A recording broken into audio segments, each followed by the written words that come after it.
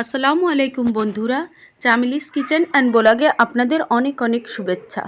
আজ আমি আপনাদের জন্য আরেকটা রেসিপি নিয়ে হাজির হয়েছি। আমি আজকে আপনাদের ভুড়ি বা বট রান্না করে দেখাবো।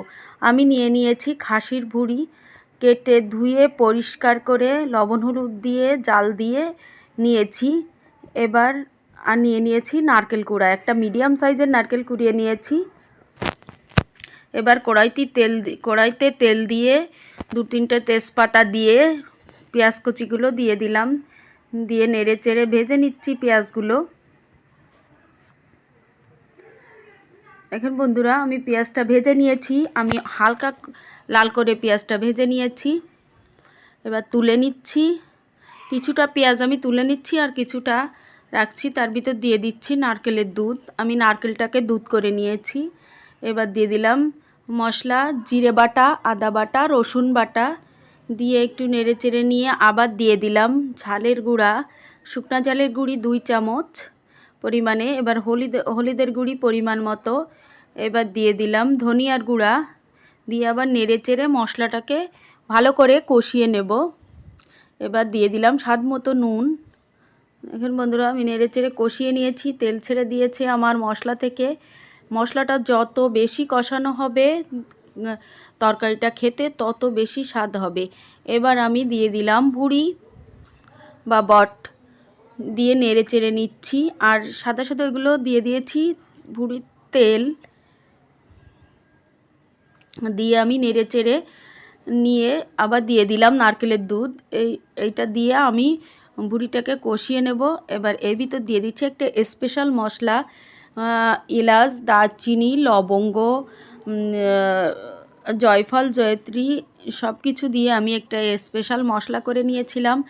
এটা যেহেতু খাসির ভুড়ি, যাতে কোনো গন্ধ না থাকে তার জন্য আমি এই মশলাটা দিয়েছি। দেখেন নেড়ে চেড়ে ভুড়িটাকে কষিয়ে নিয়েছি। এবার আমি এটাকে দিয়ে দিলাম প্রেশার কুকারে, দিয়ে নারকেলের দুধ দিয়ে দিচ্ছি।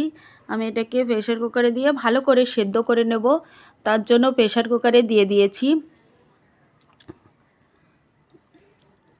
দিয়ে আমি দেখেন বন্ধুরা আমি প্রেশার কুকার খুলে দেখছি আমার ভুড়িটা সেদ্ধ হয়নি। তার ভিতর আমি আবার আলু দিয়ে দিয়েছি, অল্প সিদ্ধ হয়েছিল, আলু দিয়ে আবার দিয়ে দিলাম সিটি দিয়ে। দেখেন এবার সিদ্ধ হয়ে গেছে। আমি ভুড়িটাকে খুলে কড়াইতে ঢেলে নিয়েছি, প্রেশার কুকার থেকে কড়াইতে ঢেলে নিয়েছি।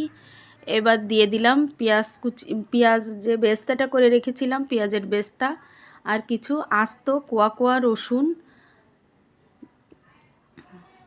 এভাবে ভুড়ি রান্না করলে ভুড়ির কোনো গন্ধ থাকবে না।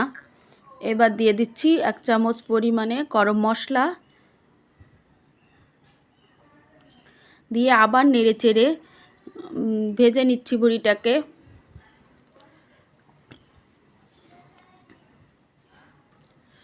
কিছুক্ষণ ভাজার পরে দিয়ে দিচ্ছি 4টে কাঁচা ঝাল, আমি একটু আগা থেকে একটু ফেড়ে নিয়েছি, নিয়ে দিয়ে দিচ্ছি যাতে কাঁচা ঝালটার একটা ফ্লেভার আসে, তার জন্য আমি ঝালটাকে দিয়ে দিলাম।